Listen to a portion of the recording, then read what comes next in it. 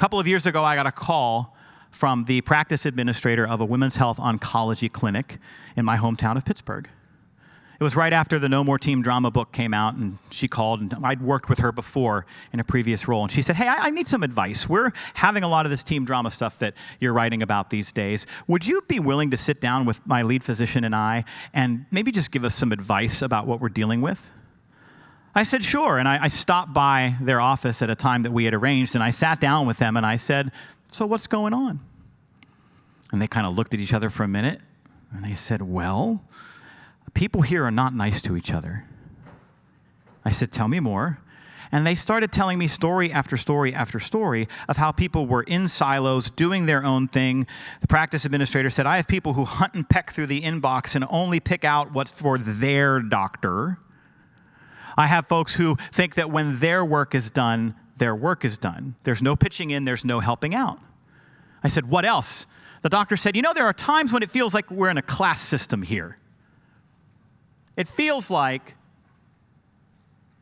the MAs talk down to the front desk people, the nurses talk down to the MAs, the surgery schedulers talk down to the nurses, the PAs talk down to everybody on that list, and I don't think the doctors have any idea that it's happening anywhere. And as we talked that day, we arrived at this idea that there was no sense of interdependence, no sense that, hey, if I help you, it makes your life easier, which means you're going to help me, and that makes my life easier.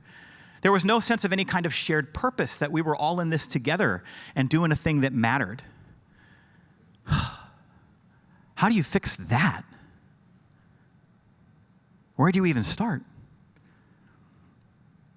As we sat in the office that day, we created a little intervention for the team. It was 50% practicality, 50% theater. Here's what we did. A couple weeks after that meeting, the lead physician sent an email to the whole team asking everyone in the clinic to stay 5 minutes after closing time for a quick announcement. Now, people are there just out of curiosity, right? What happened? The clinic shut down for the day. Everybody filed into their little lunchroom, table in the middle, people seated around the table. Everybody else sort of shoulder to shoulder, squished around the room, wedged in between the vending machines, a couple of people in the hallway doing this with their heads stuck in. At the beginning of the meeting, the lead physician did a little bit of quick housekeeping. And then he said this. He said, I've invited you here tonight because I need to ask you a question. And it's going to seem like a strange question to ask, but just bear with me. What's your job? What do you do here? And everybody looked at him. And he said, I'm serious. I want to know how you answer that question. And he turned to the first young lady sitting on his left. And he said, what's your job? And she had worked there for 3 weeks. And she did one of these. She said, I'm a patient information coordinator. I check in the patients, and I get the intake paperwork filled out, both sides. I collect the co-pays. I take care of the waiting room, and I make sure people get called back in the right order, right?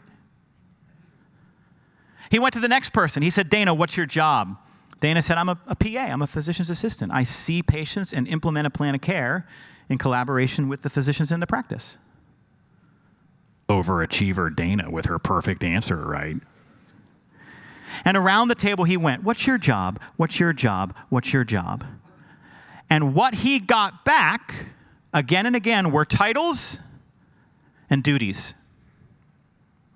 And when the last person over here had finished speaking, he said, okay. And he took a breath, and he slumped his shoulders. I told you there was a little bit of theater involved in this.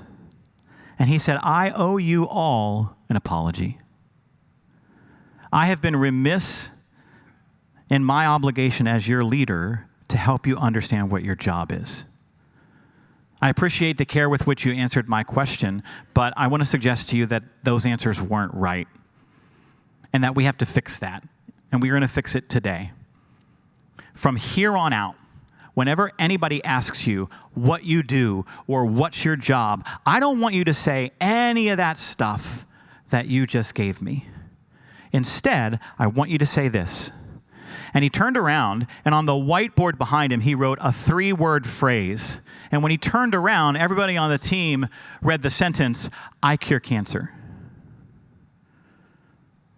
He said, that's what we do here. We cure cancer. And you do it by checking in patients and collecting co-pays and getting the intake paperwork filled out and getting the waiting room taken care of. And Dana, you do it by seeing patients and implementing a plan of care with the physicians in the practice, but you can't do any of that without her. And you can't do what you do without Dana. And around the table he went, creating line of sight between the tasks and duties of everyone's job and this powerful purpose, this incredible story that stirs the soul. Because every one of those folks in that room could tell a story about a patient that they had helped. And that turn of phrase, "I cure cancer," acts as a suitcase packed full of the stories they could tell about giving mothers back to their families, grandfathers back to their grandkids, turning a 40-year marriage into a 60-year marriage because they cured cancer.